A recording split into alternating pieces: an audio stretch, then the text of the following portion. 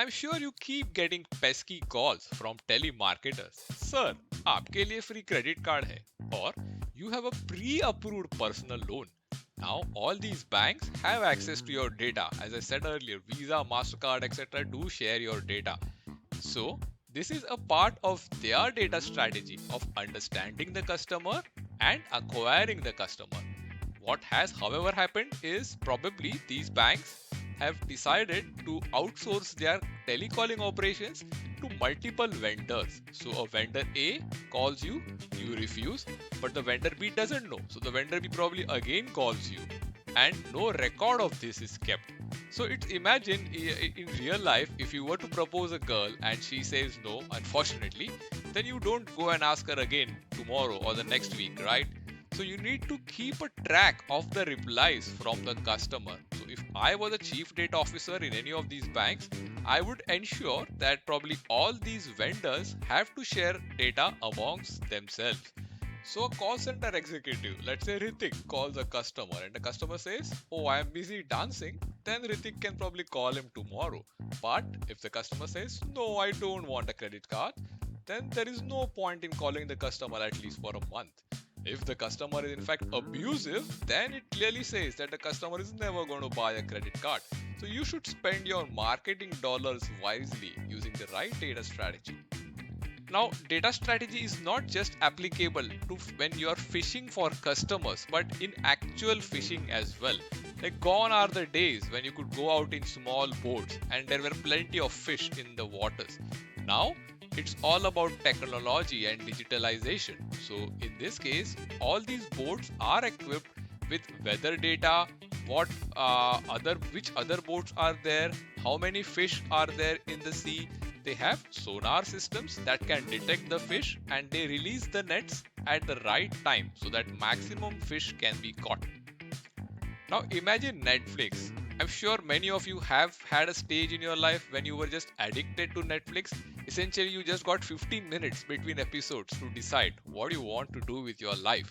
And always you whispered to yourself that it's done, like you need to stop, but you always ended up clicking on the next episode. Now, how does Netflix achieve this kind of a data strategy and customer addiction? There are various ways of doing it. Firstly, they identify various behaviors between customers. So let's say if it was a horror movie and many people watched it only 70%, then they know that the movie was really very scary, and because of which most of the people dropped out. Now they can use it to create a most horror movie kind of a list, top 10 horror movies.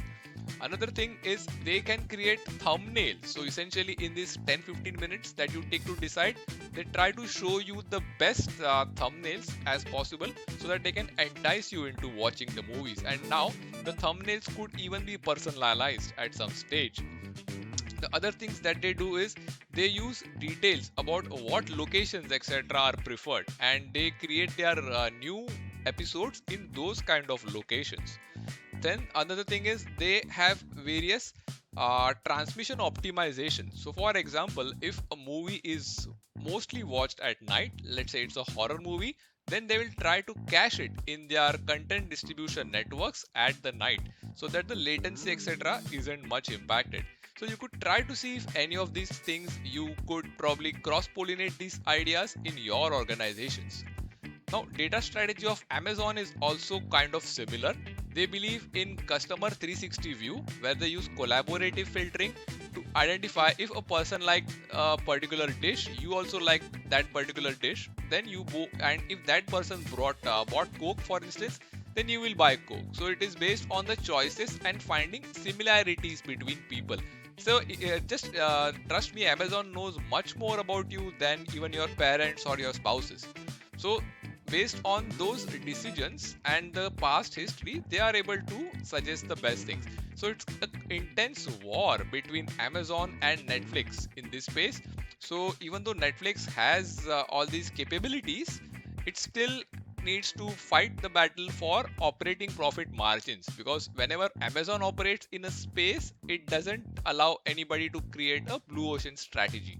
So if you're an analytics professional who doesn't know much about data strategy, and you find a very stingy customer who literally butchers you. And guess what? Due to frustration, you decide to become a butcher. And is data strategy just for the Adanis or Ambanis or the big guys? Of course not. Even if you are a small meat shop owner, you need to have the right data strategy because Adanis, Ambanis, and the big players essentially they are entering even the smallest of the fields, and a lot of small businesses have to shut shop. So if you are a meat shop owner, what you might do is just find out how many people are crossing your lane wherever your shop is located. We may have CCTV cameras to determine what time the people have been queuing outside your shop so that you can staff your shop appropriately.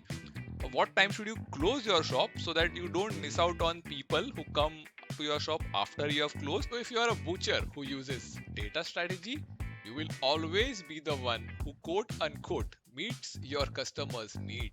So if you are an analytics professional, next time don't be surprised if you get a call from a fishing company asking, "Sir, if are you looking for a job switch?"